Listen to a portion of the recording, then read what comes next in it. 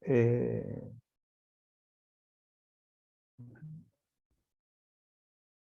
eh, también es importante que vayan viendo algún tema o algún aspecto, no sé si alguno pensó ya alguna temática para cuando termine, tal como puso Delia en el grupo, quedan aproximadamente 12 clases, ¿no?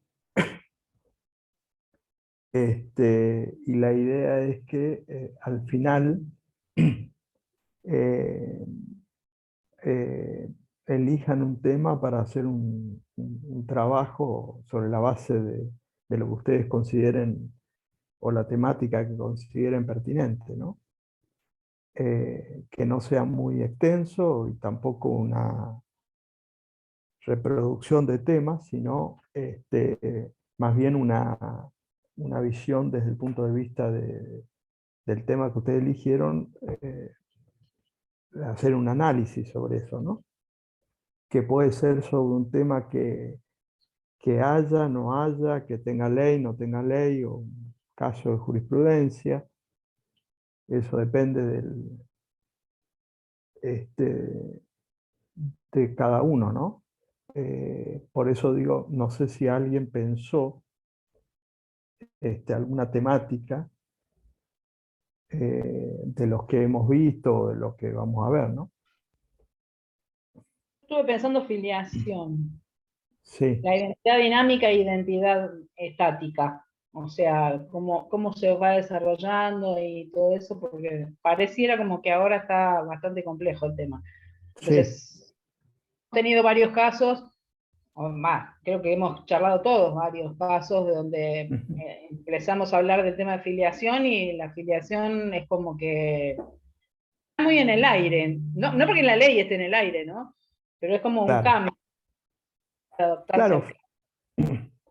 fíjense Entonces, que eso de lo que vos decís de los aspectos estático-dinámico, eh, en, en el origen, las dos instituciones que de alguna manera se contraponían, este, era, se contraponían en cuanto al aspecto, ¿no es cierto? La filiación y la adopción. Que la filiación estaba basada estrictamente en un dato genético, en una realidad genética. Y la adopción justamente en una sentencia judicial. Este, digamos, esa contraposición desde el origen, con el tiempo, fue mutando con esa dinámica de los cambios, porque aún hoy en la filiación por naturaleza, como hemos visto justamente en clases anteriores, se avanza hacia la posibilidad de la multiparentalidad y de incorporar el aspecto socioafectivo a la filiación, digo, fuera de la adopción. Con lo cual, ese aspecto dinámico, que es el afectivo, socioafectivo, tiende a tener un avance, sacando la adopción, o sea, estoy hablando de la filiación por naturaleza y sacando la filiación por las técnicas de reproducción humana asistida, eh, porque, y ahí sí en líneas generales, todo el vínculo adoptivo, el vínculo de filiación, cualquiera sea la, la fuente de la filiación, hay un mayor acento en los últimos años de la socioafectividad. Es decir, si nos vamos 50, 60 años, el acento estaba puesto en lo biológico. Y hoy, conforme a los fallos y a los criterios más actuales, vemos que hay una importancia en cualquiera de las fuentes de la afiliación de la socioafectividad.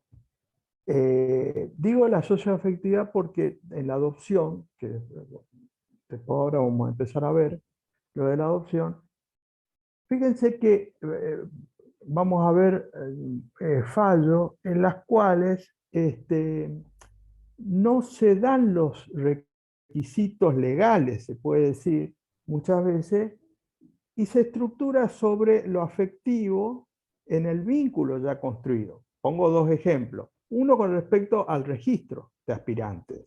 Si hay muchos fallos que los adoptantes no están inscritos como pretensos adoptantes, y sin embargo, la jurisprudencia en algunos casos dice, bueno, esto no es esencial o puede suprimirse, etcétera, etcétera.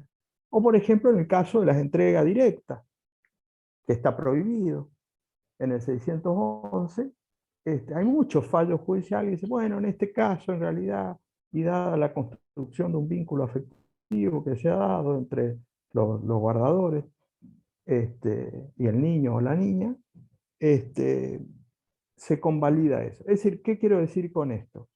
Que el elemento de la socioafectividad va teniendo en cualquiera de las fuentes filiales una trascendencia cada vez más importante. Son etapas, evoluciones. Después uno obviamente podrá preferir o privilegiar una u otra, ¿no? Eso, pero digo, lo cierto y objetivo es que en los últimos años hay un avance en ese sentido. Y en ese contexto, claramente la Convención destaca ese aspecto de la identidad estático y dinámico. Quizá el estático era en el origen, que estaba basado sobre el dato genético, y ahora ese aspecto dinámico está basado en la construcción del vínculo, es decir, en esa dinámica, digamos, diaria, ¿no? Y sobre eso es como que hay una etapa o una tendencia en los últimos, por poner el caso, 15, 20 años en la jurisprudencia, que va poniendo ese acento principal sin desconocer, obviamente, el dato genético, el dato biológico en su caso. Y claramente, digamos, claramente, la tercera fuente filial que hemos visto, la de las técnicas ya más recientes, quizá es una de las modalidades que se nota este aspecto en donde esa voluntad procreacional o ese aspecto, digamos, volitivo, prevalece en el vínculo filial por encima de lo biológico o de lo genético, ¿no? Que es un poco el punto que cuando hablábamos de las técnicas, decíamos, y por eso fíjense que la jurisprudencia, quizás el mayor número de casos de inconstitucionalidad, hasta acá en vigencia del código, el 562, el artículo 562, en cuanto a la gestación por sustitución, porque el 562 reafirma el dato biológico cuando dice, en las técnicas de reproducción humana asistida, el hijo será hijo de quien da a luz. Fíjense que ahí pone y sigue poniendo el acento en lo biológico, y ese es todo el dilema que surge en el régimen o en la jurisprudencia con la gestación por sustitución, y es justamente el criterio contrario a lo que decíamos de el avance de la socioafectividad, en la cual el origen de ese niño o niña estaba dado en la voluntad de los comitentes y no en la que formalmente, por poner un nombre, ha llevado adelante el embarazo. Es decir, por eso decía, son datos, digamos, objetivos como tendencia que, más allá de las preferencias, etcétera, claramente se puede dar o se puede resaltar como, como característico de estos últimos 20 años por parte de la jurisprudencia, ¿no? Así que sí, ese es un tema interesante porque es dinámico y siempre mutable, ¿no? A veces hay algunos temas que son, digamos, eh, estáticos, temas que no admiten discusión, y por ahí eso no tiene mayor interés en abordar una visión, ¿no? Pero todo el tema de la filiación y cualquiera de los vínculos filiales este, tiene una dinámica tanto de la realidad como de la ciencia, me refiero a la ciencia, en este caso la medicina, como al derecho, y dentro del derecho particularmente de la jurisprudencia, este, que marcan un interés siempre actual en los últimos años, ¿no? Así que ese es un tema que puede ser analizado de distintas aristas. No sé si alguna arista en particular habías pensado o en general.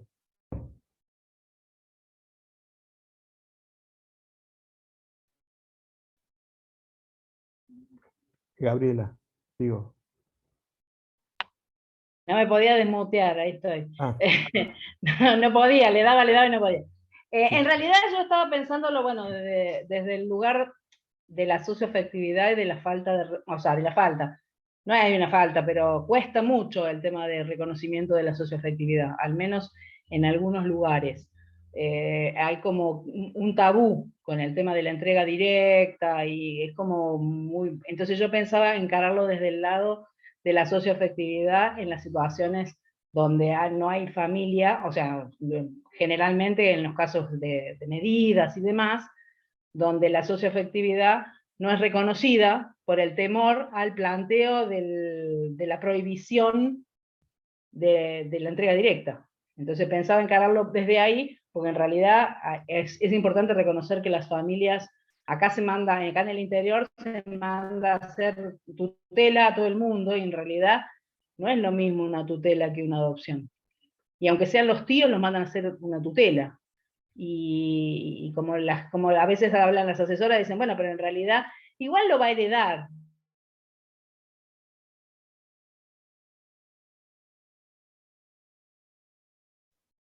estaba desmuteado. Claro, es distinto porque genera efectos distintos una tutela a una afiliación, en este La caso por diferencia adopción. entre... Y se desconoce. Claro, claro, claro. O O sea, sea, es no muy distinto, claro. Sí, es sí, muy distinto. es muy Es muy distinto, sí, distinto.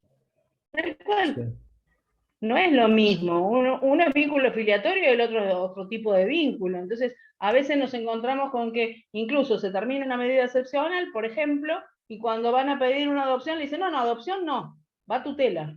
¿Y por qué es tutela? No es lo mismo. O en los casos de las familias que se han desmembrado y que un niño queda con la abuela, con los tíos, con quien sea, y después cuando quieren organizar ese tema, y no, pero es la madre tiene derecho, pero la madre hace 10 años que no sabe dónde está.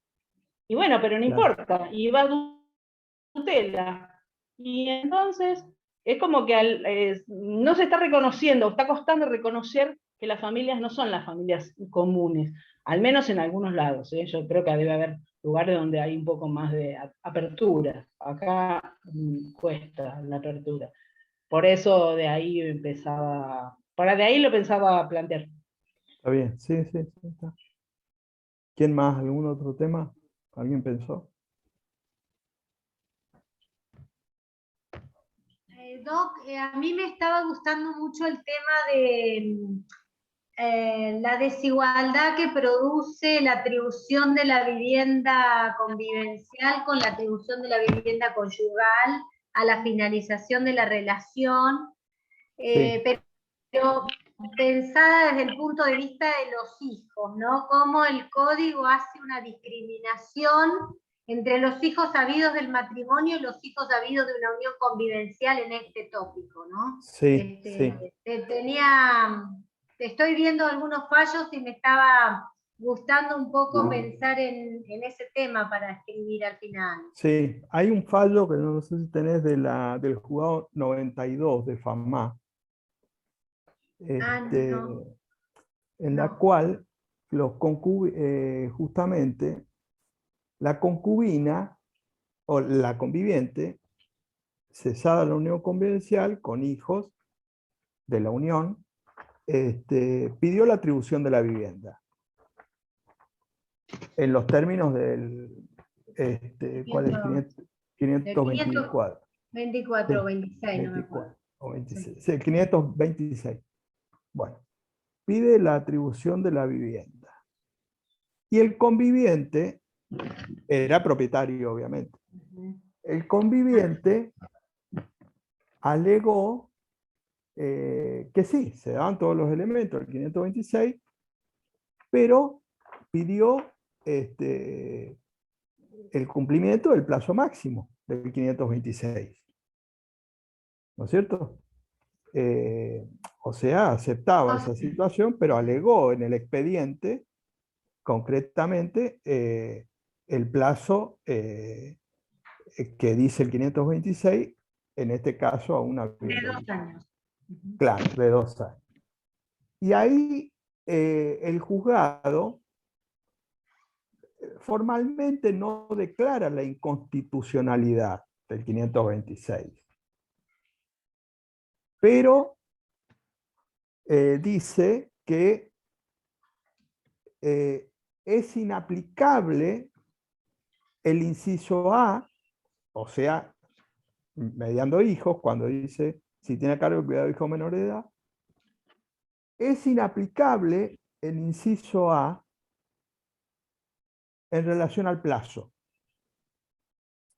Es decir, dice el juzgado, el plazo de 2 años máximo es si no hay hijos. Claro. Y entonces no hace lugar. Ahora, como vos decís, el artículo comprende los 2 años en todos los casos. Exacto. Y de hecho, el conviviente alegó esa circunstancia. Es decir, alegó una norma que está vigente. Claro, uno puede salir por 2 lados, o declarando la inconstitucionalidad o haciendo inaplicable al caso concreto. Entonces, ahí estará entonces la discusión de los fallos, de todos los temas y de este en particular, que como ustedes habrán visto, hay 2 formas o modos. Una es formal, y esto se da tanto en relación a lo que decíamos de la gestación por sustitución, a la entrega directa, o en este caso que estamos hablando, cuando se plantea eventualmente una inconstitucionalidad, hay algunos juzgados que en el caso formalmente declaran la inconstitucionalidad. Y hay otros juzgados que, haciendo aplicación del 1 y 2 del código, en realidad dicen que para el caso es inaplicable esa norma sin declarar formalmente la inconstitucionalidad. Cualquiera de los 2 caminos se llega a un resultado igual y me parece que no hay problema, ¿no es cierto? Lo que sí a mí me parece, y esto es válido para todos los temas que vemos, que esta segunda opción de decir, bueno, por el artículo 1 y 2, que obviamente está claro, eso no se discute, la interpretación integral del ordenamiento jurídico, cuando yo, en un caso concreto como este, del 526, no declaro la inconstitucionalidad, para el operador jurídico dejo subsistente una ideología y pasa desapercibido. Entonces a mí me parece que en temas como este es importante declarar la inconstitucionalidad para que se visualice. Porque si no, pareciera que está bien el 526, pero dice, pero en este caso, ¿no? Y en realidad esto que estamos hablando de los hijos es una discriminación entre hijos matrimoniales y extramatrimoniales. Totalmente, Eso totalmente. no puede pasar desapercibido para el operador jurídico. Porque si no, uno que mañana tiene que plantear una cuestión sobre esto y busca jurisprudencia y no está declarada la inconstitucionalidad, no encuentra jurisprudencia. Y entonces queda subsistente. Cuando la cosa es más discutida o hay una omisión, me parece perfecto. No declarar la inconstitucionalidad porque es una medida de último recurso, eso está claro. Pero cuando, a ver, cuando, digo esto, a ver si me entienden en lo que quiero decir. La declaración de inconstitucionalidad es para un caso, perfecto, para ese caso. Ahora, cuando hablamos de que es inaplicable, es también inaplicable para este caso, ¿no es cierto? Es decir, las dos soluciones llegan al mismo resultado. Estaríamos bien. ¿Dónde está la diferencia esencial que digo? Que en alguna situación la norma puede ser formalmente constitucional, válida, pero en ese caso ser injusto. ¿Está claro? Y entonces yo podría recurrir a este argumento. Ahora, cuando la norma, en esto que estamos diciendo, es para todos los casos incompatibles, es inconstitucional. Porque, a ver, si yo sigo el argumento de esto que decía del 526, digo, dice, en este caso no es aplicable. Entonces, la lógica del razonamiento me dice, bueno, quiere decir que hay algunos casos de hijos extramatrimoniales que sí es válido. Y no. En ningún caso. Por lo tanto, ahí cuando yo digo en este caso, es como que, digo, está bien el artículo, y lo que me parece en esto que estamos hablando, de este punto, es que está mal. Y está mal para todos los casos. La distinción entre hijo matrimonial y extramatrimonial. Y entonces ahí me parece que el operador jurídico, avanzando sobre la declaración de inconstitucionalidad, evidencia una norma que es palmariamente contraria a todo lo que podemos argumentar desde el punto de vista constitucional. Por eso digo esa aclaración, ¿no? Pero bueno. Pasa que hay que jugarse mucho como juez para declarar la inconstitucionalidad. Claro, sí. Sí, sí, yo ya Sí, había sí. visto, no me acordaba el caso pero es notoria, así Claro, claro. claro, como incluso contra la propia mujer, o bueno, yo digo la mujer porque generalmente son las que piden la atribución, pero Sí, contra él o la conviviente es violatorio claro, del derecho a la claro. igualdad, claro, porque Ujú. sigue privilegiando el código, entonces las uniones matrimoniales, volvemos a lo de siempre, ¿no? Claro, claro. Pero en el caso, bueno, que a mí me gustaba analizarlo desde el punto de vista de los niños, porque, Sí, bueno, sí, sí. me parece que ahí es donde más podrían los jueces jugarse, porque se puede hablar, bueno, la persona mayor de edad que se arregle si no se quiso casar. Se aviene a que le Claro, sea aplicable una normativa que le es desfavorable, pero el niño no claro. tiene No, lógico. ninguna No, no. responsabilidad. ¿Dónde fue engendrado? ¿Si en un seno matrimonial o en un seno convivencial?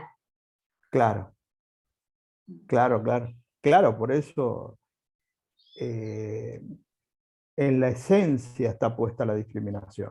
Claro, claro, exacto. Y eso es lo que me parece que es, en este caso, en esta norma, digo, en este artículo, es importante acá la primera opción que decíamos, declaración de inconstitucionalidad. Porque me parece que eso controvierte todo el ordenamiento jurídico de normas constitucionales y convencionales.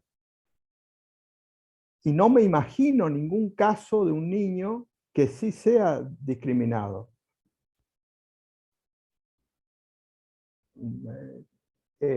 Por lo tanto, me parece que la norma en sí misma parte de una discriminación que está totalmente superada, ¿no es cierto? Sí, además pensaba, doctor, que a la hora de hacer una reforma al código, los fundamentos podrían ser, hasta estadísticamente, este inciso fue declarado 15 veces Claro, inconstitucional. Nosotros a veces cuando hacemos los claro, este artículo, el artículo 27, que yo la 26.061, nunca fue declarado inconstitucional. Nos claro. embanderamos en que, bueno, no fue declarado inconstitucional, por tanto, pasa la prueba de fuego de la constitucionalidad o convencionalidad. Entonces, a la hora de una reforma del código, también sería como de peso importante saber cuántas veces el artículo fue y por qué razones declarado inconstitucional. Claro. Sí, eso con el tiempo juega esa importancia. Sí. Mismo para el legislador que muchas veces no tiene el conocimiento específico del tema. Entonces, esa diferencia formal no es intrascendente. Porque es como que no hay cuestionamiento a la norma.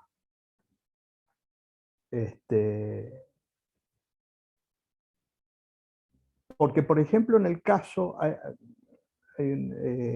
para poner un ejemplo, ¿no? Que fue el primer caso que se declara la inconstitucionalidad, que fue en adopción, después de la reforma constitucional del 94, que fue en el año 95, me refiero en familia, en este caso en la norma de adopción, un fallo de Santa Fe que le dio la adopción a los abuelos respecto del nieto. Y la norma interna, tanto antes, ahora, siempre, decía no pueden adoptar los abuelos a los nietos. ¿Tá? O sea, siempre existió esa norma. Tanto en vigencia de aquella sentencia como hoy, pasando por la vieja ley de adopción, el nuevo código, todo. Es decir, no pueden adoptar los abuelos al nieto, por ejemplo. Fíjense que en ese caso, el 95, se le dio la adopción a los abuelos, maternos en este caso, respecto del nieto. Porque había habido una situación en la cual el marido la mata a la madre. En ese momento era homicidio agravado el vínculo, sería femicidio. Y va preso, recién nacido el hijo. Entonces el niño quedó a cargo de los abuelos maternos. Con el tiempo pidieron la adopción plena. La madre estaba muerta y el padre, que había matado a la madre, estaba preso. Si el padre salía en su momento, podía recuperar esa situación. Perfecto. Entonces, los abuelos maternos pidieron la adopción plena, que era en realidad, ellos podrían haber pedido justamente lo que antes decía Gabriela, la tutela, está prevista la tutela para los abuelos. Pero la adopción, ¿por qué pidieron, creo, la adopción? Fundamentalmente para romper el vínculo con el padre. ¿No es cierto? La adopción plena, en este caso. Bueno, ahí en ese caso, teniendo en cuenta todas las circunstancias, etcétera, que fue el primer caso que aplicando los tratados internacionales, en este caso la Convención de los Derechos del Niño, el artículo 3 de la Convención del Interés Superior del Niño, se declaró la inconstitucionalidad de la norma, del inciso, en realidad no me acuerdo, entonces era la ley, no la anterior de adopción, sino la otra, la que regía en el 95, porque la anterior a este código era el 97, la ley de adopción. la 24779, está derogada, pero la anterior, que estaba vigente, también decía esto. Entonces, declara la inconstitucionalidad y se le da la adopción plena a los abuelos maternos. Que decía, fue el primer caso porque fue a menos de un año de la reforma constitucional del 94. Entonces, ahí se aplicó en familia el primer caso, que fue en Santa Fe, en la ciudad capital de Santa Fe. En este caso, la Cámara Civil y Comercial. Bueno. Ahí, en este caso, fíjense, ¿por qué traigo a colación esto? Porque, en realidad, ahí podría ser aplicable el argumento que hoy se utiliza, es decir, en este caso. Porque está ideológicamente, la norma es correcta, tanto la vieja como la nueva, es que los abuelos no pueden adoptar a los nietos. Porque en realidad para eso está la tutela. Y en realidad ellos son abuelos. Porque ahí también hay un conflicto donde yo soy abuelo y después paso a ser padre. Imagínense, psicológicamente eso no es menor, esos roles. O sea, biológicamente soy el abuelo y jurídicamente paso a ser el padre. Tiene todo un complejo. Por lo tanto, digo, tanto todas las leyes vigentes, es correcto que no puedan adoptar los abuelos a los nietos, porque para eso está la tutela y con eso mantienen el vínculo y están a cargo de la persona y los bienes del menor, como tutor. Pero ahí sería válido el argumento de decir en este caso. ¿Por qué en este caso? Claro, porque recién nacido, el padre le mata a la madre y el padre va preso. Y el niño se queda con los abuelos y no tenía con nadie que... Entonces ahí, sin controvertir la ideología de la norma, porque la norma está bien que los abuelos no puedan adoptar a los nietos, ahí puede ser aplicable, es decir, en este caso es inaplicable, sin declarar la inconstitucionalidad. No sé si me explico en esto, con respecto a los argumentos. De hecho, nunca más hubo un caso de declaración de inconstitucionalidad en relación a este tema. ¿Por qué? Porque la norma está bien. Pero en ese caso concreto es injusto. Pero por eso digo, no es insignificante esto de por qué camino uno va para resolver la cuestión, porque al dejar subsistente toda una norma que es muy contraria a, digo, esto de la discriminación entre hijos matrimoniales y extramatrimoniales, ya antes de la reforma constitucional ya fue superada. Entonces, que hoy haya una norma en el orden interno, dictado por el legislador en el 2005, perdón, 2015 estamos hablando, 2015, es decir, muy recientemente, que en punto a la vivienda discrimina entre hijos matrimoniales y extramatrimoniales, no me da a mí decir, bueno, en este caso, lo contrario es decir, bueno, decime en qué casos sería, y no encuentro ningún caso. Entonces, para mí ahí eso es inconstitucional.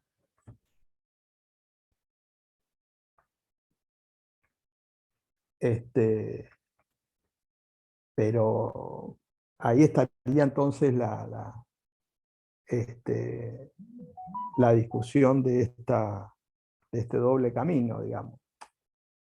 Pero creo que encubre la no declaración de inconstitucionalidad, en muchos casos, encubre la supervivencia ideológica del código, que no es menor. Entonces, como muchas veces habrán ustedes escuchado y leído en muchos casos, dicen, no, el código permite todo esto y le da la posibilidad, como si todo esto fuera una sintonía con el código. Y este artículo me parece no tiene ningún elemento de sintonía elemental con principios hoy indiscutidos, ¿no? Pero sí, es un tema que me parece interesante para verlo, ¿no? ¿Qué otro tema?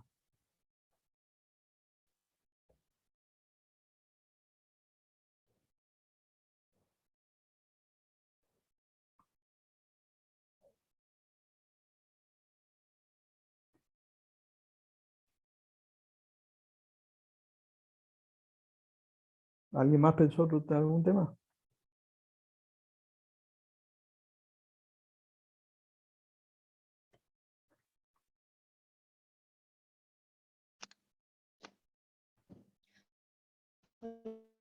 Buenas tardes.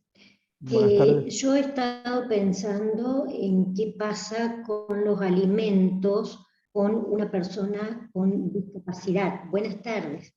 Una persona Buenas con tardes. discapacidad, Sí. si tiene que ser tratado con una, o sea, con discapacidad no, o con restricción restringida,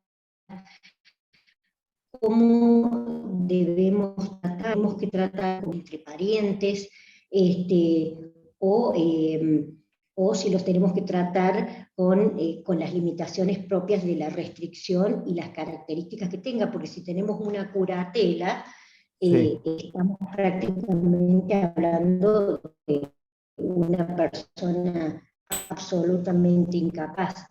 Entonces me Sí. preguntaba si hay algún este tema.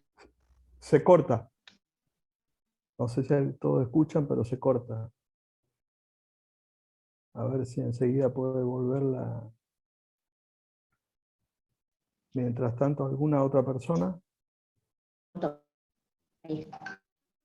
¿Sí? Si podría extender. Sí, se corta. Está entrecortado.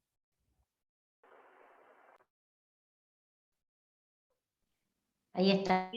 Se me había cortado. No sé si el resto escucha. Buenas tardes. En realidad me hubiera gustado que si pudiera ampliar un poquito más el tema de los alimentos, en particular los alimentos entre parientes, o también de los adultos mayores. Sí. Sí, sí, sí. Ahí hay muchos aspectos también jurisprudenciales, ¿no? Interesante. Porque la estructura del código, como siempre decíamos en esto de filiación, en alimentos, no rompe la línea ideológica del parentesco. Es decir, sigue estando estructurado sobre el parentesco. Lo que incorpora en todo caso el progenitor afín, que no es pariente.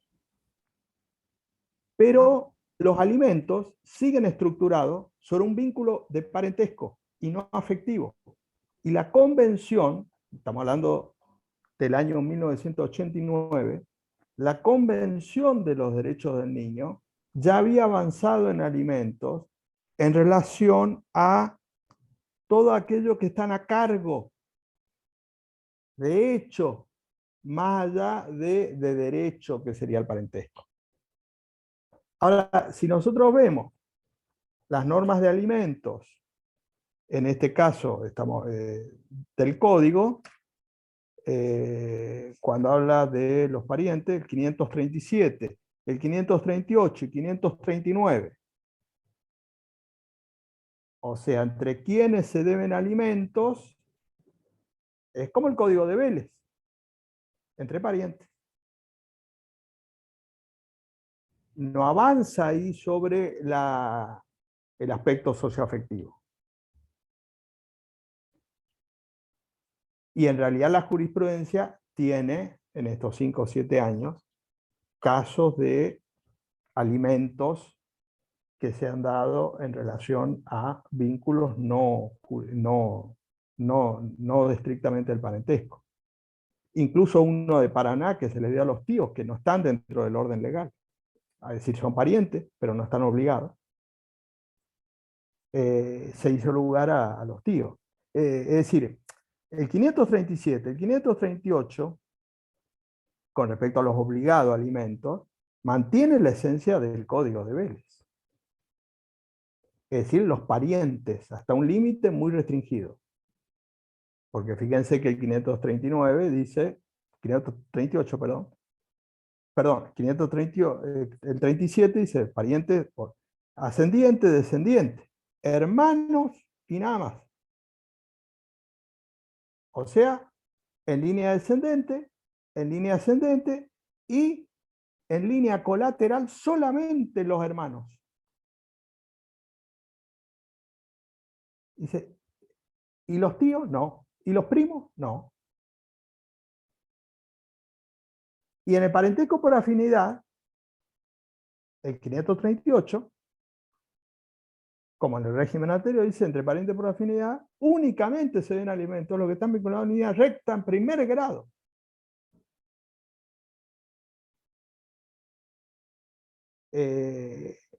La lógica era avanzar sobre vínculos socioafectivos.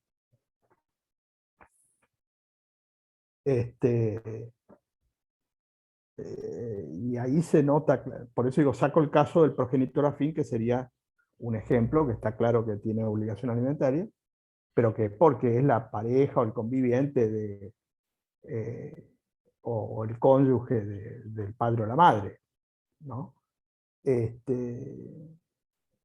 Pero fíjense que no hay artículos de obligación alimentaria en el Código Nuevo sobre la guarda, aunque se da por parte de la jurisprudencia, la guarda preadoptiva, que han habido casos jurisprudenciales que se han dado, aplicando por analogía al progenitor afín. No hay caso del discapacitado, esto que voy a decir. Es decir, hoy en el régimen interno no hay una obligación, no hay alimento al discapacitado, que es lo esencial y lo básico.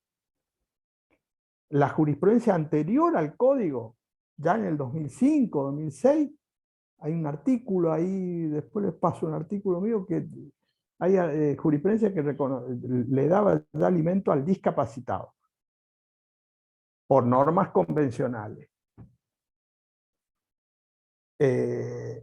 Post-código hay fallos que le dan al discapacitado, pero aplicando las convenciones.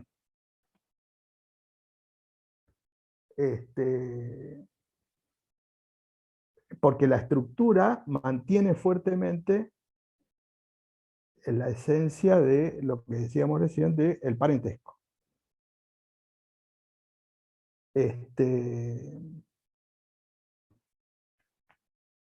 Ahí me parece que es importante esa evolución jurisprudencial que se ha dado en los últimos años. Lo que pasa es que, como decimos siempre, en todos los temas, la persona tiene que hacer un juicio, tiene costo, tiene tiempo, y entonces va a haber un caso, 2, 3, 4, 5, y el resto se queda fuera. La importancia acá de las normas del código interno es que en el día a día yo tenga el derecho sin tener que ir a discutirlo.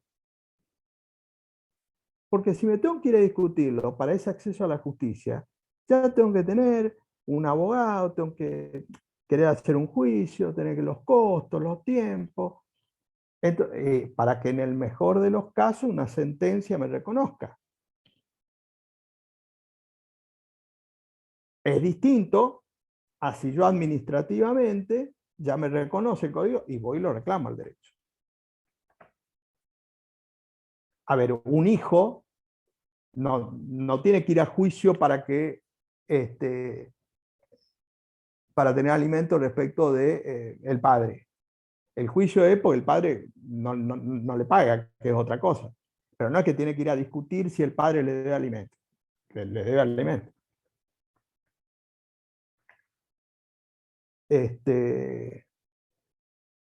Y en este caso, como decía, el discapacitado, de esos precedentes judiciales, han tenido que ir a juicio para que aplique las normas convencionales. Y ahí nos encontramos con que algunos jueces pueden aplicarlo y otros no. Porque tampoco esto es unánime, ¿eh? O sea, hay normas, hay jueces que aplican estrictamente lo que dice el código. Y ahí está el problema. Por eso es importante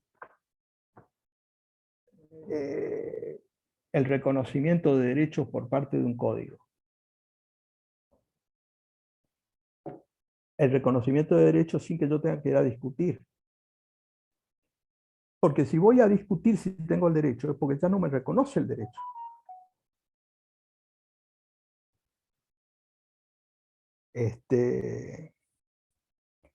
Y eso me parece que en familia, en todos los temas que vemos, hay un proceso de judicialización cada vez mayor que debe ser al revés. Y ese proceso de judicialización es porque me tengo que ir a discutir esto.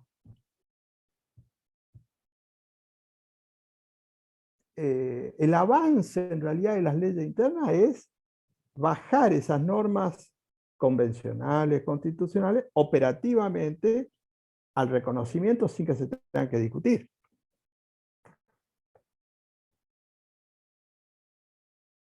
Ese es el punto que a veces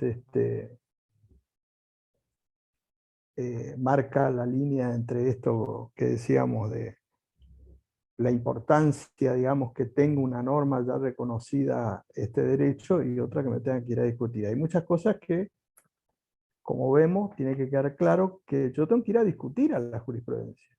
Después la jurisprudencia me reconocerá o no, de acuerdo al criterio que haya adoptado ese juez, conforme a los tiempos y las etapas que se hayan dado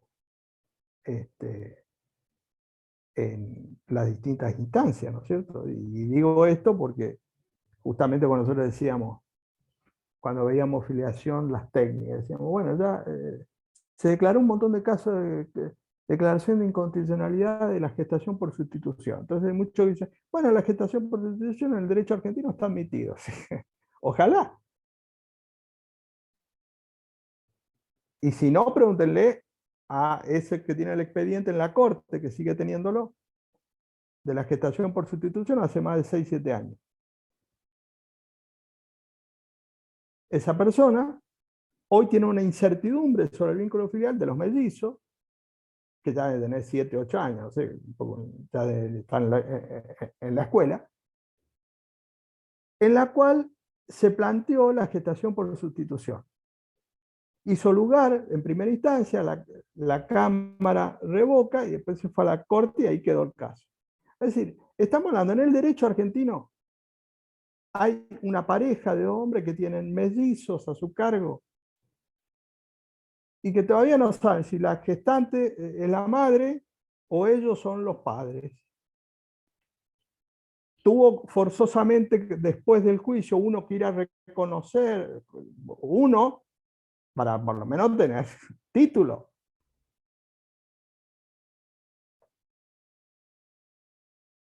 Que si está reconocido, nace y se inscribe. Y esa es la diferencia que hay que tener en claro cuando hablamos de estos temas, porque en este caso fue a la justicia, llegó a toda la instancia, está en la corte, con todos los tiempos, los costos, la incertidumbre, tanto de ellos como del hijo, de los hijos, porque son mellizos encima en el caso. Y entonces el mellizo le dice hoy, ¿quién es? No, dice, vos no tenés mamá, vos tenés 2 papás. Y no sé. A ciencia cierta, no sabes. Entonces, yo no puedo decir que en el derecho argentino es un derecho que está reconocido, porque entonces estamos desconociendo la realidad. Porque está claro que en todos esos casos, aunque se declararon la inconstitucionalidad o se hizo lugar a la gestación por sustitución, dato que no es menor, en todos esos casos ha sido a través de unas sentencias judiciales. El reconocimiento de un derecho, si yo me voy al registro civil y lo inscribo. No hay ningún caso en el derecho argentino que yo fui a inscribir al registro civil una gestación por sustitución y me admitieron. Eso es reconocer un derecho. En todos los casos me tengo que ir a la justicia. Y la justicia con la sentencia será, bueno, en base a esa realidad, que es objetiva de lo que estamos diciendo, yo no puedo decir que en el derecho argentino hoy está reconocida la gestación por sustitución. ¿Por qué engañar a la gente? Lo que yo le puedo decir es que tiene que hacer un juicio con todo lo que eso significa, y es muy probable, de acuerdo a las estadísticas de los casos, que un juez le reconozca y le haga lugar. Que eso es otra cosa.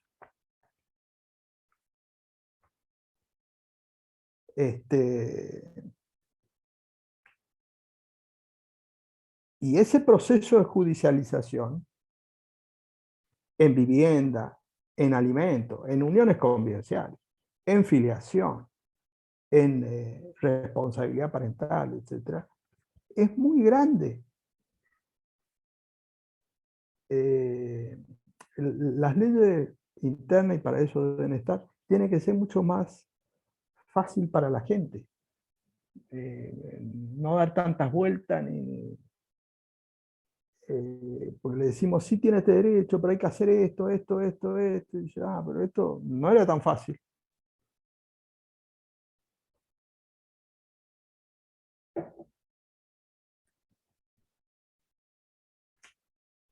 ¿Qué otro tema?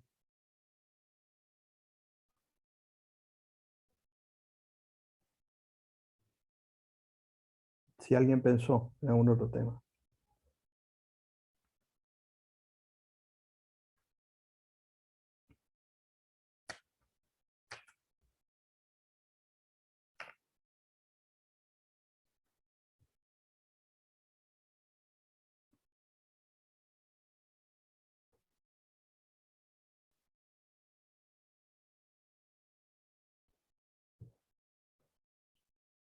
Porque queda dar adopción, en particular, ahora vamos a ver algunos aspectos, pero anoten para la clase que viene,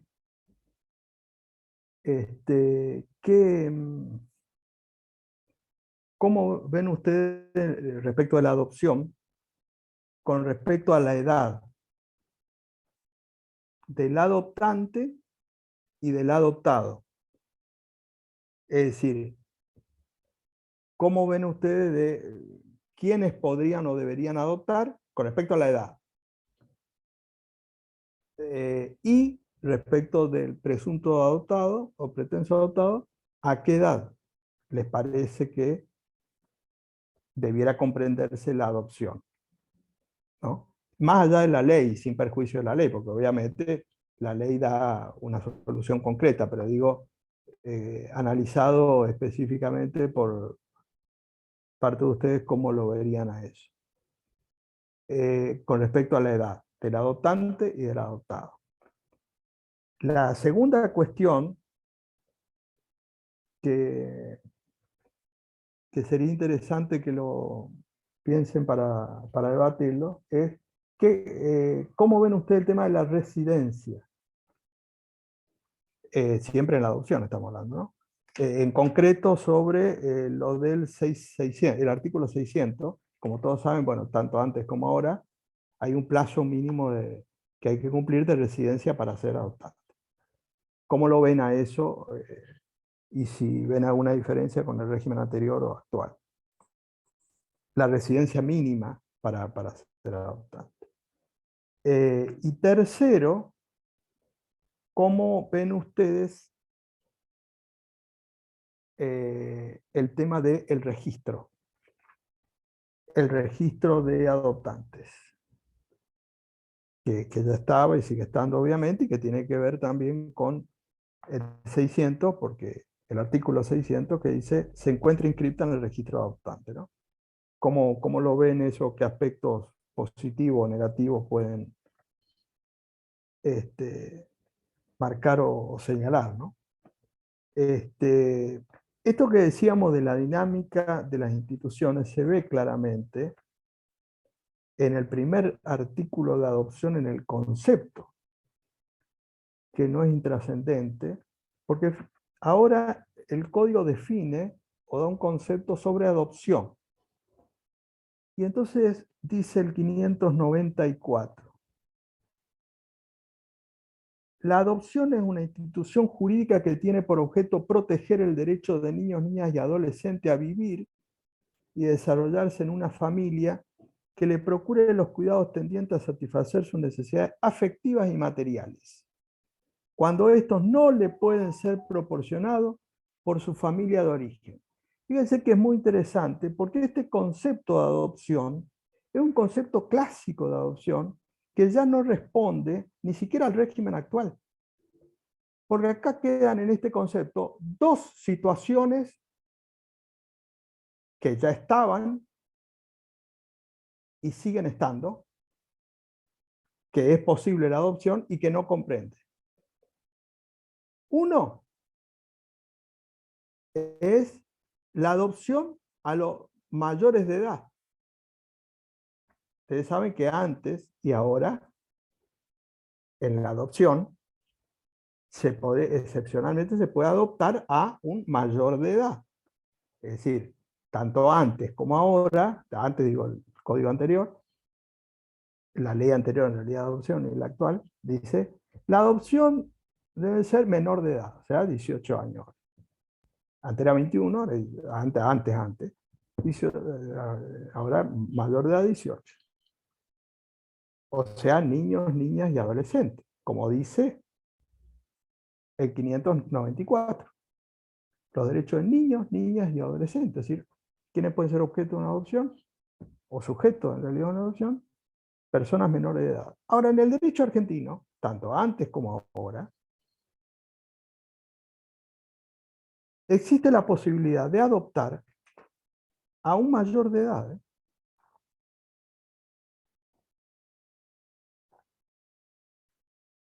En ese caso, hay adopciones a personas mayores de edad. Por lo tanto, la adopción como institución, a ver, en el origen, la primera ley de adopción, por eso digo, responde a un concepto clásico, en el derecho argentino se incluyó, como ustedes saben, Vélez no admitió la adopción, porque entendía que era una institución contraria a la naturaleza. La adopción, como institución, se incluyó en el derecho argentino recién en 1948. 1948, que fue la primera ley de adopción y que tuvo su origen sociológico, se puede decir, en el terremoto de San Juan. Que justamente había muchos niños, niñas, entonces menores de edad, que habían quedado sin los padres y sin la madre, consecuencia del terremoto.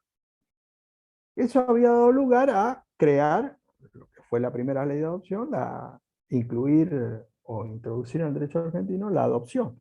Bueno, la adopción era para menores de edad. Y que es lo que uno asocia normalmente en el concepto y naturalmente en el sentido genérico cuando habla de adopción. Ahora, en esa dinámica que vimos de las instituciones, hoy la adopción también puede ser dada a mayores de edad, si ha habido, por ejemplo, posesión de Estado. Es decir, y acá viene lo afectivo, fíjense que casual, que no es casual. Si yo durante la menor edad lo traté a una persona como hijo, llega a la mayoría de edad, en principio yo no lo podría adoptar más. Pero yo podría hacer un juicio de adopción y esta persona tiene 20 años. Y entonces yo digo, bueno, yo quiero adoptarlo a esta persona mayor de edad. Por el principio general no sería posible. Pero digo, yo alego y pruebo que durante la menor edad lo traté como un hijo. Lo crié como un hijo. En ese caso, estoy hablando del derecho positivo, yo puedo adoptar. O sea, ahí puede haber una adopción a un mayor de edad. Por eso, primer dato importante. Si Tiene yo que tengo haber habido posesión de Estado. posesión de Estado, o sea, que sería un trato de hijo exacto. Es decir, que hoy, hoy y ya antes, como decía antes, la adopción no tiene que ser reducido solamente, que se fue en el origen,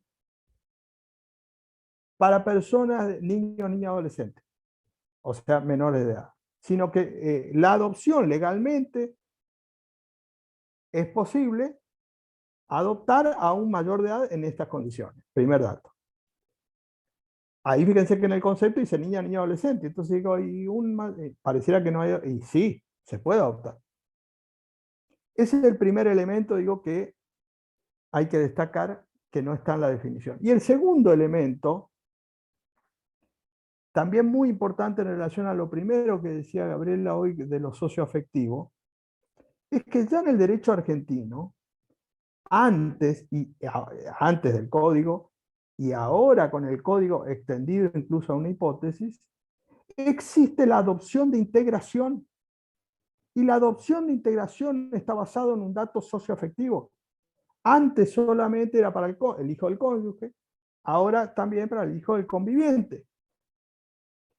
Entonces, ¿por qué digo esto? Porque cuando la definición dice, que es un error muy esencial en esto para limitar una institución a lo genérico, pero no al universo de lo que es. Fíjense que dice, que le procure los cuidados tendientes a satisfacer sus necesidades afectivas y materiales, cuando estos no le pueden ser proporcionados por su familia de origen.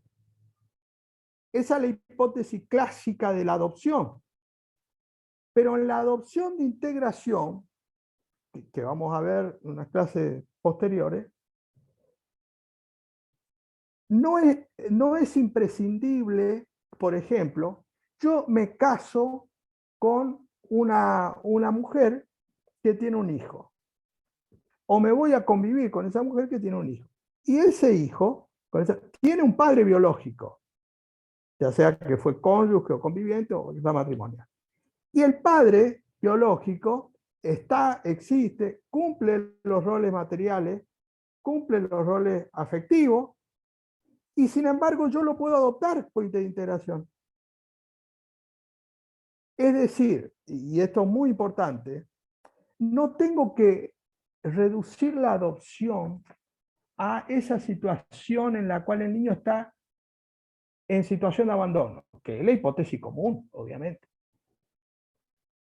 Porque la adopción de integración, como el nombre lo dice, lo que busca respecto de ese niño o niña adolescente es no cubrir las necesidades materiales y afectivas que las tiene, sino de integrarlo a esa nueva familia.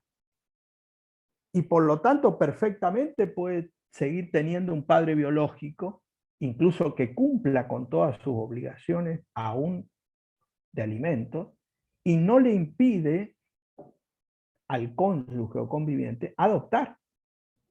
Es decir, que la adopción va más allá de esta situación. Si bueno, está abandonado y hay que darle una familia, que es la situación común.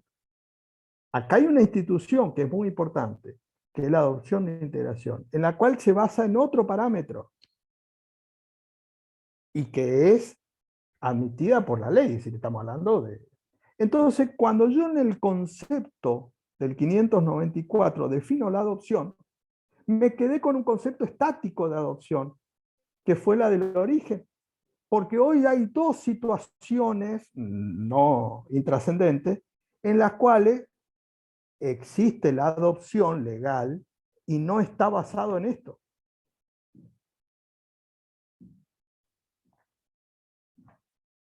en la adopción de integración vamos a ver justamente esa situación donde es muy clara esa, digamos, esa situación donde el niño o niña adolescente no tiene necesidades respecto de su vínculo biológico, ni materiales ni afectivas. Y no le impide ser adoptado por el cónyuge o el conviviente de su madre o de su padre. Sí. Una pregunta, para hacer la adopción por integración no es para nada necesario el tema de la declaración de adoptabilidad. No. Esa fue una discusión que tuve con la asesora. Me decían, no puede hacer la adopción porque no tiene declaración de adoptabilidad. No, Claro, es la porque integración, no lo requiere. claro, asocia a la idea, Tal cual, asocia a la idea vieja de el adopción. abandono. Claro, esto está claro además en 632, ¿no? En la adopción de integración que después vamos a ver, cuando dice regla aplicable, esto en la pregunta que voy a decir, el artículo 632, el inciso D expresamente dice, no se exige declaración judicial de la situación de adoptabilidad, porque está basada en otro parámetro justamente. La declaración de la situación de adoptabilidad es la situación común, habitual de la que hablamos cuando una persona está en situación de abandono, perfecto. Pero por eso decía, la adopción, hoy tiene especies que exceden esa asociación, no solamente que hacemos los operadores, sino el mismo código en el primer artículo. Porque uno lee el primer artículo y dice, bueno, la adopción es para los menores de edad, en el caso, y para aquellos que están en situación de abandono material o afectivo que no, por parte de la familia biológica. No, yo soy el padre biológico, tengo vínculo, tengo afectos, tengo deber y obligación alimentaria y estoy cumpliendo, y mi pareja se casó con otro. Y mi hijo está viviendo con ese, con la pareja, con la madre y la pareja. La pareja puede adoptarlo y no rompe el vínculo conmigo. Y mucho menos resulta imprescindible que tenga que acreditar la falencia de esto. No, se da todo el cumplimiento de esto. ¿Por qué? Porque la adopción de integración está basado sobre un parámetro afectivo para integrarlo a la nueva familia. Y entonces ahí puede darse esa situación de, y esta también es una pregunta que a veces suele ser judicialmente errónea, no solamente esto que decía de declarar la situación de adaptabilidad, porque la misma ley lo dice, no es que estoy diciendo yo que se me ocurre, sino que otro dato que surge muchas veces en la adopción de integración, que vamos a ver por parte de la jurisprudencia, es que no tiene que tener padre biológico. Eso está claro que es un invento porque la misma ley no condiciona a que no tenga vínculo, no tenga padre biológico, en el ejemplo que estoy diciendo. O sea, la adopción... En ese caso, por ejemplo, ese niño tendría un vínculo multiparental porque tendría su papá biológico. Exactamente. ¿Es solo exclusivo para cónyuge, o sea, para el conviviente del progenitor? Porque, por ejemplo, yo tengo un caso de una abuela que fue abandonada, la nena se la dio a la abuela y en realidad se la dio al padre. Ahora, el año pasado el padre fallece y tengo que hacer la tutela entonces con esa nena, sí o sí, desde la abuela. De la abuela, sí. Una tutela discutida, porque la madre no quiere verla, no quiere hacerse cargo de nada, pero sin embargo quiere ser la madre. Claro. No quiere ejercer el rol. Sí. Solo quiere tener el título. Claro, es un tema... Es complicado. Claro, si yo voy por la adopción común, tengo que remover estos obstáculos de que no tiene que tener padre, y si no tiene declaración judicial de adoptabilidad, etcétera, etcétera. Pero la adopción de integración está basada sobre otros parámetros. Y la adopción de integración es una figura muy importante si tomamos en cuenta los roles socioafectivos. Doctor, una pregunta. Sí. Yo tengo un caso de una adopción por integración donde Sí. primero hay una adopción común del papá, Sí. los abuelos ponen el nombre de los dos hijos, digamos, de este papá adoptivo de estos niños y del otro hermano, todas las propiedades. El Sí. señor fallece y en la actualidad se da de que estos dos niños, al haber premuerto, digamos, el hijo del señor, el titular registral de las propiedades sería, Sí. son adoptados por la pareja de su mamá, a través de Sí. una adopción por integración. ¿Qué sucede con la herencia? ¿Está adoptado, me decía? Tiene ahora una adopción por integración. Su papá Sí. adoptivo anterior falleció, que era también un papá Sí. adoptivo, y Sí. deja, en realidad, los bienes del abuelo, digamos, están puestos con reserva de usufructo. Ahora, cuando muere Sí. el abuelo, quedan a nombre del padre adoptivo anterior. Y Sí, estos ahí, niños ahora tienen otro apellido, que es el de su papá de integración. claro, ahí cuando, digamos, para no adentrarme en el tema de adopción de integración, que lo vamos a ver específicamente porque tiene muchas aristas, en la adopción de integración a su vez puede ser una adopción plena o una adopción simple, Tal ¿no es cual. cierto? Ahora, en línea general y que tiene que ver con esa pregunta, hay una, digamos, una desarticulación, se puede decir, entre el nuevo régimen de adopción en general, comprendiendo la adopción de integración, con el derecho sucesorio. Exacto. Porque ahí hay toda una frontera muy compleja, muy difícil, y lo que yo creo es que los que hicieron la adopción no tuvieron en cuenta sucesión, y los que hicieron sucesión no tuvieron en cuenta la adopción. Entonces cualquiera puede decir cualquier cosa, a ver si para decirlo en forma muy básica y muy... Pero eso no lo puedo traducir en un escrito, o sea... Exactamente, exactamente. Entonces, para lo que para lo que le quiero significar es, vos tenés que hacer toda la articulación favorable a tus argumentos, porque va a tener argumentos favorables como desfavorables por parte del otro que lo va a marcar. Bueno, menos mal que Es pregunté decir, porque durante todo enero creí que era sí, burra yo, que era una no, burra y no, que no podía interpretar de manera claro, mancomunada la herencia con la adopción. claro, en la adopción de integración, sobre Claro, todo no, que... no me encajaba dentro de los herederos, no tenía lugar. A ver, yo creo que formalmente si está adoptado hereda. Pero está adoptado ahora por otro papá, porque tiene otro apellido. No, pero estamos hablando siempre respecto al causante. Claro, respecto al causante, tal cual. Claro. Pero ahí sería una situación donde habría que analizar para estos argumentos favorables, digamos, porque ahí la casuística va a depender de la situación judicial, digamos, del caso, ¿no? Sí, no hay mucha Eh, jurisprudencia. Estuve no, no, buscando y no hay. en el tema de, por eso estaba pensando en el tema de adopción de integración, hay jurisprudencia sobre distintos aspectos, pero no recuerdo ninguna de derecho sucesorio, que seguramente se va a presentar.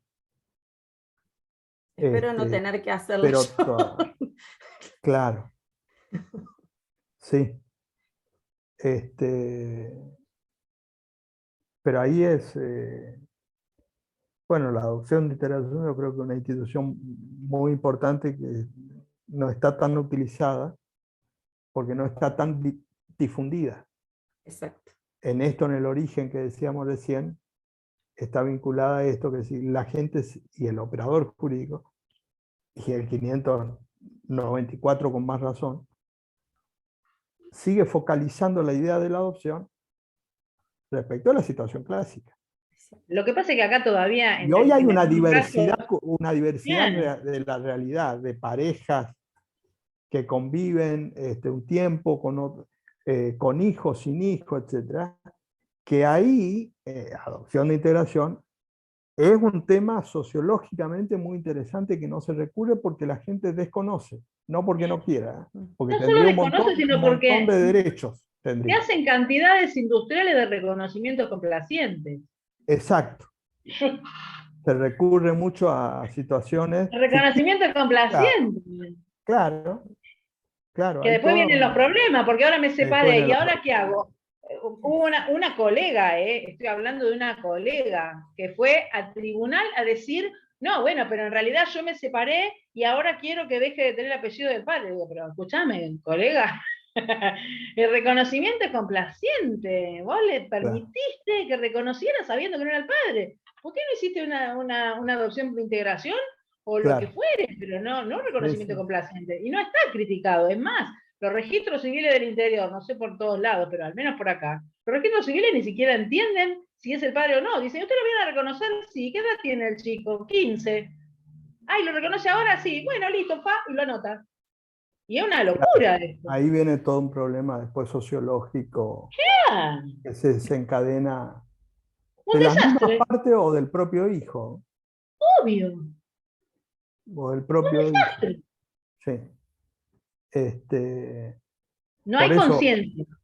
Yo creo que la institución de la adopción de integración es una institución muy importante, interesante, que sociológicamente todavía no ha entrado, pero que en la aplicación tendría que tener mucho, porque la realidad, hay muchas realidades de eventuales adopción de integración que no coinciden con el expediente jurídico.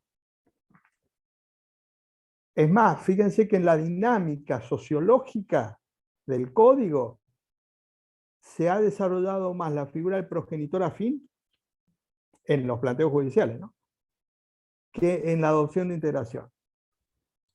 Lo que pasa es que es más fácil, doctor. Procesalmente es más fácil. No. El problema es el siguiente. Más allá que es cierto, lo que voy a decir es fácil o difícil. Acá el tema es, por más que sea difícil, la gente haría adopción de integración si supiese los alcances de la protección. Ahí está el tema.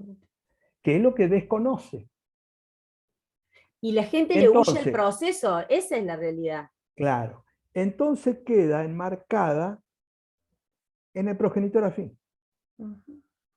Que es más que la nada, obviamente. Sí, por supuesto. Pero en la comparación de la protección de derechos de progenitor afín y adopción de integración es importantísima. Que eso es lo que no percibe la gente. Mismo en alimento, el progenitor afín tiene un vínculo muy excepcional para exigir el alimento, que se ha dado en muchos casos de las jurisprudenciales del 676, ¿no? Y tiene que entrar a discutir el tiempo, si está el otro cumpliendo o no cumpliendo, etc. Ahora, si yo tengo una adopción de integración, es muy importante, digamos, que la gente tome conciencia que en la adopción de integración, por más que sea adopción de integración como especie, pasa a ser hijo mío. O sea, es una adopción. Por lo tanto, yo tengo todos los derechos y deberes derivados de la filiación. En cambio, en el progenitor afín, digamos, tengo algunos derechos, y por un tiempo. Entonces, digo, esto que vos decías es más fácil. Justamente, la gente queda en la figura del progenitor afín y reclama lo que puede reclamar por progenitor afín.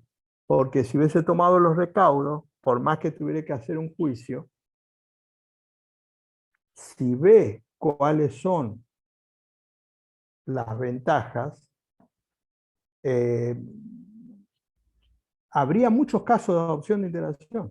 Habría otros casos que dirían, no, yo en realidad no quiero. Bueno, eso siempre existió. Pero si yo voy a los expedientes judiciales de adopción de integración, es muy excepcional a lo que es la realidad sociológica. Y es muy excepcional porque en realidad la gente desconoce las virtudes que tiene la adopción de integración, no porque sea algo que dice, bueno, esto es una cosa formal que o no me da derecho, etc. Ahí Es como me el parece, convenio de división de bienes. claro, ahí me parece Igual. que como operadores jurídicos es importante hacerle ver a la gente la trascendencia de lo que sería hacer una adopción de integración, y ahí uno va a ver cómo la gente cuando percibe eso dice, sí, voy a hacer esto. Eh, Porque es una especie importante de la adopción. Y aparte es mucho más fácil, después vamos a ver, que la adopción común. Porque eso también es cierto. Y dice, bueno, pero es un proceso judicial. Sí, pero no es lo mismo un proceso de adopción común que un proceso de adopción de integración, que no es menor el dato. Y entonces es favorable a la posibilidad de tener esa institución para acceder a esos derechos, ¿no? Y que es mucho más protectorio que el progenitor afín. Sin embargo, por lo que decíamos, en los años de jurisprudencia del nuevo código es como que se ha judicializado más la situación sociológica, digamos, obviamente, del progenitor afín porque no adoptaron. ¿Por qué comparo adopción de integración y progenitor afín? Porque justamente yo me voy a vivir con una mujer que tiene un hijo. Yo puedo tener dos posibilidades, o quedarme en una situación de hecho, progenitor afín, o adoptar. Es decir, adopción de integración tiene el paralelo del progenitor afín. El progenitor afín es más de hecho. Justamente la adopción de integración requiere un juicio, un proceso judicial que no requiere el progenitor afín.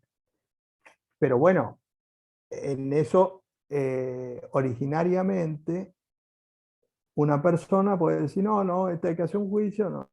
Pero si yo le hago ver la diferencia de derecho de progenitor afín y de adopción de integración, yo creo que mucha gente va a recurrir a la adopción de integración. Que hay una realidad sociológica muy elevada, que no es intrascendente en esto.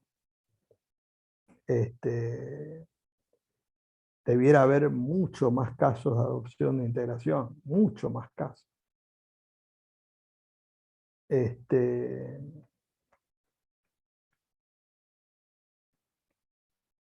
Y por eso digo, y esto es esencial para no confundir, en la adopción de integración no me impide que tenga o no tenga progenitor. El otro, digo. Yo estoy conviviendo o estoy casado con uno de los progenitores. No me importa si tiene el otro progenitor. Puede tener o no tener. O sea, no es que yo digo, bueno, yo puedo recurrir a la adopción de integración solamente si el otro no está o hizo abandono. Y bueno, estaríamos en una situación como uno. No, es totalmente distinta porque es una institución, como el nombre lo dice, que no tiende a buscar no tiende a proteger, y no es trascendente que esté en situación de desamparo el niño, sino que tenga vínculo legal con el cónyuge o conviviente de su madre o su padre, independientemente que tenga un progenitor biológico.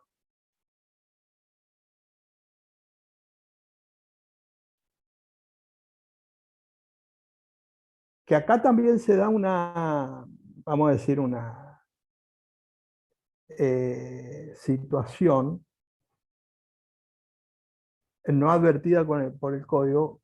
Cuando nosotros veíamos filiación, decíamos, ninguna persona puede tener más de 2 vínculos filiales, cualquiera sea la fuente de la filiación, ¿no es cierto? Por naturaleza, adopción o otra cosa. Este es un caso que es contrario a lo que dice el código, el mismo código. Porque en una adopción de integración, si se da esta situación que estoy diciendo y tiene progenitor, tendría 3 progenitores. O sea que no es cierto que no pueda tener más de 2 vínculos filiales. En este caso no hay ninguna duda.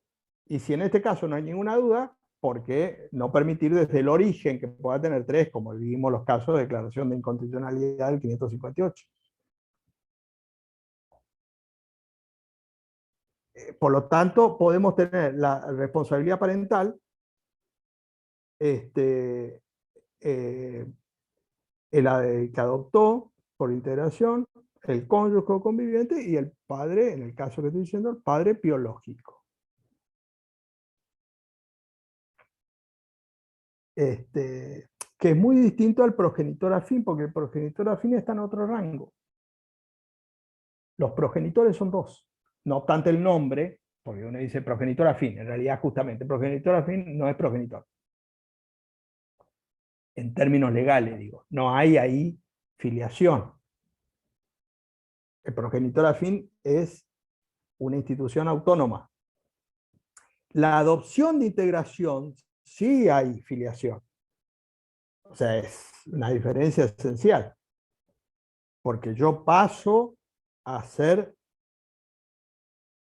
padre adoptivo con todos los derechos y deberes.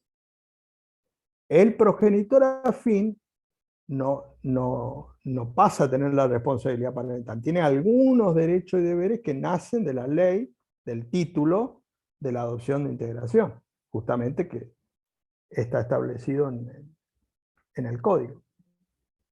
Y esa diferencia en la práctica es sustancial porque la gente no percibe cuál es la diferencia práctica.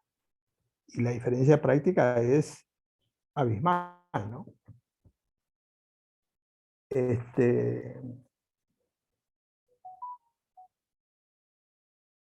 Pero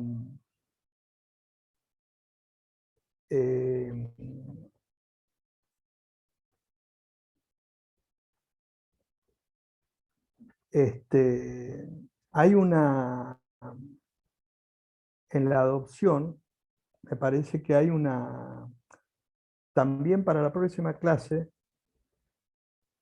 lean el 621, cuando habla de las facultades judiciales de dar una adopción plena con el alcance de una simple con la plena, que vamos a ver para explicar bien esa situación que es interesante, que recoge en realidad la jurisprudencia anterior al código, lo que sería el 621. Pero a mí me parece que la reforma más importante en adopción que todavía no se dio, que tuvo que haberlo dado el código y ya después la reforma constitucional, y que llama la atención porque no está instalado en la agenda académica, es la supresión de la adopción plena y simple. Eso ha pasado intrascendente porque, más todavía con el 621 ahora, la adopción tiene que ser única, con los alcances establecidos en la sentencia judicial. ¿Para qué me sirve decir, en abstracto, pleno o simple, más ahora, que yo puedo tener una plena con los efectos de una simple, o puedo tener una simple con los efectos de una plena? Entonces digo, ¿para qué sirve la adopción plena? Porque fíjense que en el derecho argentino cuando se introduce la adopción, es la adopción simple. Y la adopción plena, justamente, fue en la época de Onganía, que el origen de esto era para que desaparezca el origen biológico. Si este es tu hijo, ¿de dónde? No pregunte de dónde. Se rompió el vínculo con la familia, no existe. A partir de hoy tenés una nueva vida. Sí, ideológicamente esto es muy importante, por eso iba pasado desapercibido, porque cuando se habla de la adopción plena hoy, bueno, hay casos judiciales que han declarado la inconstitucionalidad, porque la adopción plena, así como está planteada, es inconstitucional. Y ya han habido casos de declaración de inconstitucionalidad. Porque en la adopción plena no puede desaparecer el origen. ¿De qué hablamos cuando hablamos siempre de la construcción de un vínculo que tiene que ver con un proceso? Forma parte de la historia de vida de esa persona. Entonces ya la idea de la adopción plena, como diciendo ahora antes tuviste esto y ahora tenés esto, y así apareció la adopción plena para distinguirlo de la adopción simple. Estoy hablando de la década del 60. Y bueno, y quedó siempre la adopción plena y simple. Yo creo que hoy digo, después de la reforma constitucional, si uno ve el origen del nacimiento de la adopción plena, lo primero que debe desaparecer jurídicamente hablando es la distinción entre adopción plena y simple. Porque la adopción es única. Y la diferencia, cuando hablamos de plena y simple, es la que surja de la sentencia judicial con los alcances, lo que sería hoy el 621. Entonces, en ese caso, el juez va a decir, bueno, ¿tiene familia biológica? No, nadie. Bueno, entonces no hay vínculo, perfecto.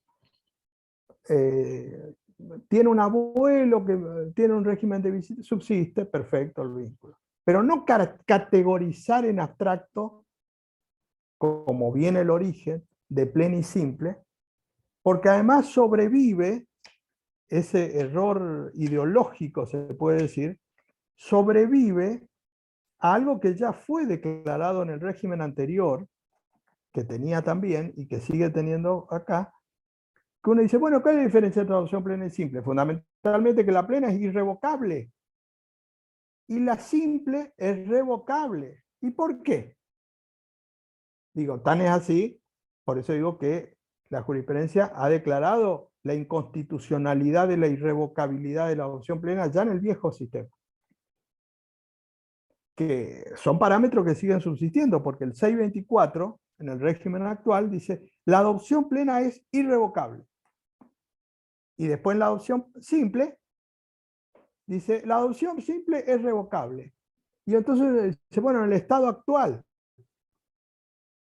porque esto es como decir, los hijos por naturaleza son irrevocables, los matrimoniales, y lo extramatrimonial es revocable, por poner un ejemplo muy burdo. Digo, no debe haber esa diferencia en este punto respecto de una adopción. Pero bueno, son efectos que sobreviven del régimen anterior por mantener ese efecto. Porque aún fíjense que en el régimen actual puede tener una adopción plena. La adopción plena, como sabemos, a ver, lo voy a leer porque digo, ahí ya está el germen del problema.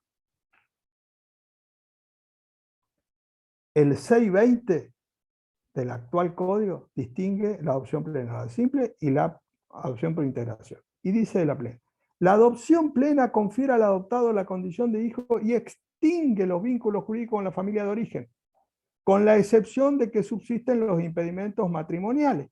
O sea, la adopción plena extingue el vínculo con la familia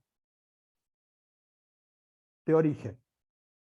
La adopción simple confiere el estado de hijo al adoptado, pero no crea vínculo jurídico con los parientes ni con el cónyuge del adoptante, excepto lo dispuesto en este código. Es decir, que la adopción simple sigue perteneciendo, entre comillas, a la familia biológica, creando vínculos específicos con, no solamente con los adoptantes, obviamente, sino con eso. Bueno, esa distinción era del origen de la década del 60 para distinguir la plena y la simple. A mí me parece que así como está planteado en esta diferencia legal en abstracto, no es correcto, porque no debe existir más la categoría de plena y simple. Lo que debe existir es con los alcances establecidos en el fallo judicial, porque ahí va a tener el juez decir, a ver, en este caso, ¿con quién tiene o no tiene vínculo? Y la sentencia judicial es la que va a surgir. que es lo que ya reconocía la jurisprudencia cuando declaraba la inconstitucionalidad de la plena. Ahora recepta el código en el 621 esto, pero sigue manteniendo la categoría de plena y simple. Entonces, entonces estamos en un problema mucho más grave, porque yo, hijo adoptado, puedo tener una sentencia judicial que me diga, usted está adoptado por adopción plena. O sea, me pregunta, ¿vos adoptado en forma plena o en forma simple? Plena.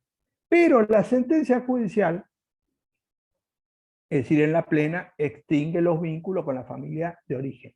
Pero en la sentencia judicial, el juez me puede decir que yo mantenga vínculos con mi tío biológico o mi abuelo.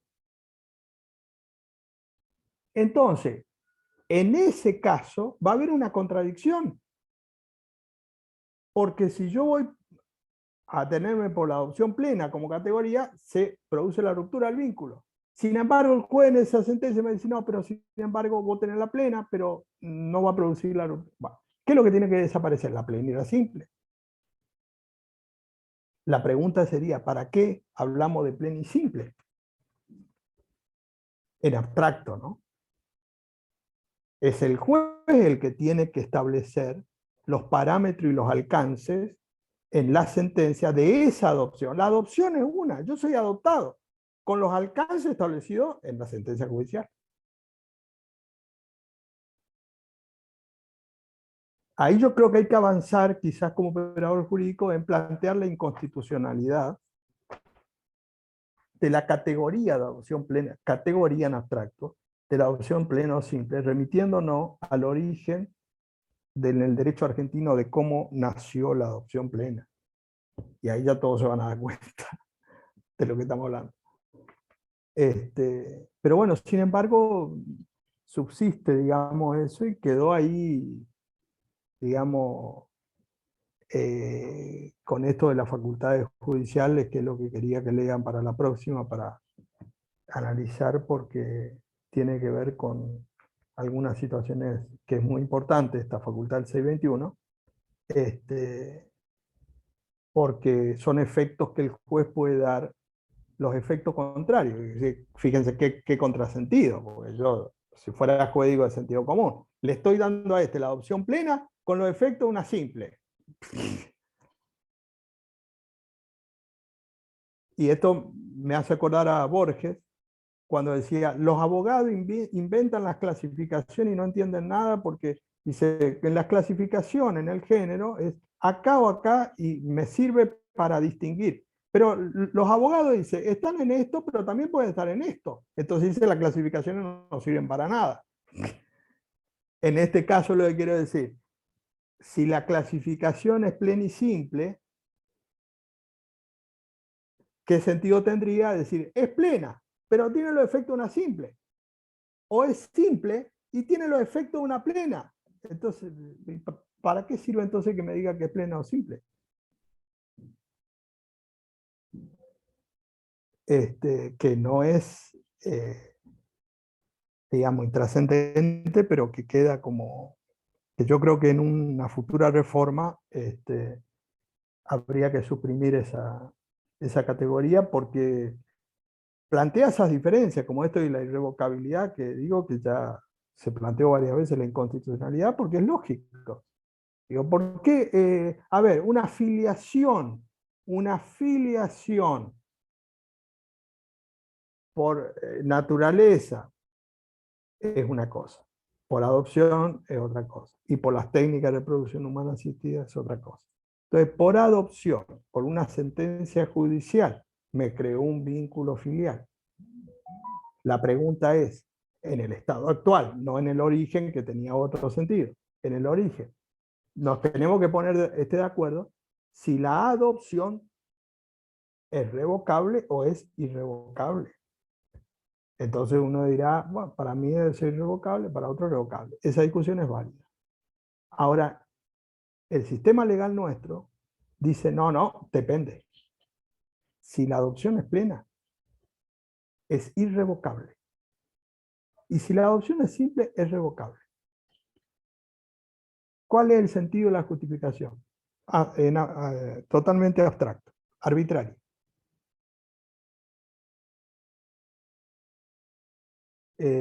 Por eso digo, no es intrascendente la categoría, ¿no? Tiene impacto en, en los efectos concretos de esta situación. Entonces, vean esos 3 aspectos que les dije para debatir sobre esto de adopción, que vamos a ver, con respecto a la edad, a la residencia y al registro.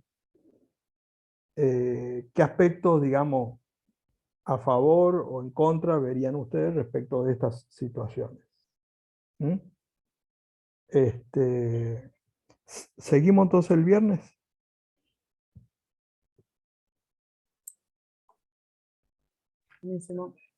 Perfecto, profe. Muchas gracias. Bueno, gracias. Gracias. Fin de semana. Gracias. Fin de semana. Gracias a ustedes, gracias.